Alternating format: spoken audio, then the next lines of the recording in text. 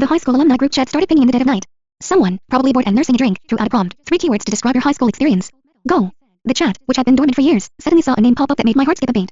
It was Camille Sterling, the undisputed prom queen of our graduating class. Vibrant, she wrote. Passionate. Then, after a deliberate pause, she added one more, and Nate. The chat exploded. Even after a decade, they were still the it couple of our high school's tragic lore. The rebellious, wealthy bad boy and the ethereal, gentle honor student. They had loved each other with raw, burning intensity that everyone envied, only for it to end in a messy, rain-soaked heartbreak the summer after graduation. Every person in that chat had been a witness to their epic saga, including me. I shifted my gaze to Nate, who was sleeping soundly beside me. The jagged edges of the boy I once knew had been smoothed over by time and tailoring. Nathaniel Vance was no longer the leather jacket-wearing delinquent. He was my husband. Distinguished, composed, and completely, utterly indifferent to me. That old thorn, the one I pushed deep into my skin years ago, began to throb with a dull, familiar ache. It seemed the onlookers were more invested in the ghost of the relationship than the actual people involved. Camille's Instagram says she's single. But Nate, does anyone actually know? He went dark after the breakup. Dropped out of the loop completely. Now the only place I see him is on Bloomberg. Please, the man is a machine. No scandals, no tabloid shots, just work. There's no way he has a girlfriend. Makes sense. When you lose the love of your life that young, everyone else is just noise. Why did they actually break up, anyway? Classic ego. She wanted to head to the Sorbonne, he was being a prick about it. They both leaned into the drama instead of the compromise. Ugh, it's like a second-chance romance novel waiting to happen. I'm obsessed. They kept spinning the fantasy, and I kept my mouth shut. I stared at the ceiling, wondering if I was the noise. Was I just the compromise he made when he realized he couldn't have the real thing? I reached over to turn off the lamp, but Nate's phone lit up on the nightstand. Unknown, I'm back, Nate. There was no contact name. But I didn't need one. Only Camille called him Nate with that specific, casual intimacy. He was out cold, his hand resting instinctively over my stomach as it often did in his sleep. His wedding ring, cold against my skin through my silk nightgown, felt heavier than usual tonight. A wave of nausea hit me. My thumb hovered over his screen, wanting to delete the message before he could see it. I knew his passcode 579,579. It was a pattern on the keypad, a sequence I'd long convinced myself was a code for their names or some anniversary. I stared at the lock screen for 2 full minutes, my heart hammering against my ribs, before I finally set it down. Going through his phone felt beneath me. Besides, Nate didn't indulge me the way he'd indulged her.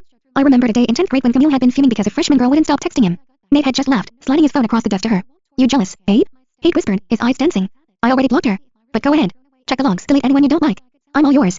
Thinking about it now kept the sleep away. I stayed awake until 7, when the light finally started to bleed through the curtains. Nate's internal clock was usually surgical. He was a man of routines: gym, shower, black coffee, office. But today, he stayed in bed. He stared at his phone for a long time, his thumbs moving slowly as he typed. He didn't get up until 8. Nate, I called out as he stood by the dresser. Yeah? The high school centennial is this weekend. Are you going? We weren't the kind of couple that shared everything. We shared a bed, a mortgage, and a quiet life, yet I had to find out about the biggest event of the year from a group chat while he slept inches away. He paused, adjusting his cufflinks. Yeah. Are you? I shook my head. High school wasn't a highlight reel for me. For most people, it was a place to visit old haunts and mentors. For me, it was a museum of humiliations. He didn't push. He probably didn't want me there anyway. I glanced at my own phone.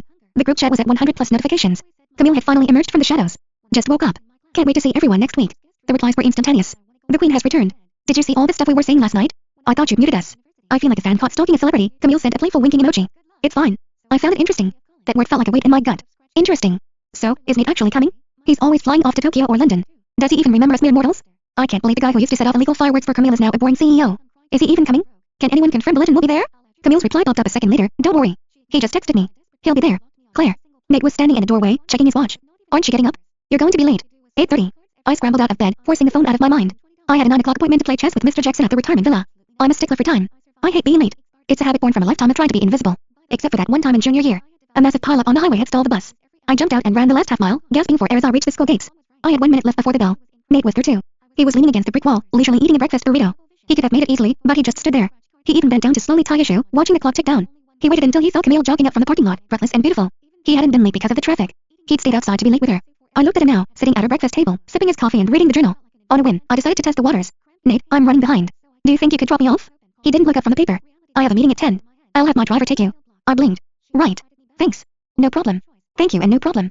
That was the vocabulary of our marriage. We were polite. We were considerate. We were strangers who knew how each other liked their eggs. The driver got me there on time. Mr. Jackson was already waiting in the gazebo, his eyes twinkling. He was a grumpy old man who cheated at chess and talked too much, which was why no one else would play with him. We'd become unlikely friends over the years. At the time, I hadn't known he was Nate's grandfather. To me, he was just Arthur, the man who complained about his stubborn, blockhead grandson. Claire, dear, Arthur said, waving a hand in front of my face.